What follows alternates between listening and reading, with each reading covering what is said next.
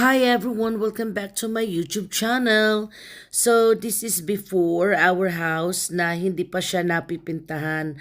Kwento ko lamang, so nabili namin itong bahay second hand sa halagang 350K dollars. So that was year 2022. So ngayon, mahal na itong klaseng bahay dahil hindi naman siya kagandahan pero yung lupa po is malawak. Nasa 712 square meters. Ano yan sa loob ng bahay namin, I mean sa backyard, malaki ang kanyang space. So ito na nga, naisipan ko lang po na pintahan itong aming bahay para naman at least maging maganda tingnan. So ito na ang susunod ngayon, ang kanyang natapos na. So, this is the after.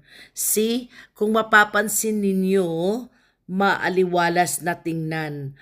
Parang hindi la siyang luma, 'di ba? Kaya sabi ko sa asawa ko, pintahan na namin dahil for the future, naisipan din naming mag-asawa na ibinta ito uli.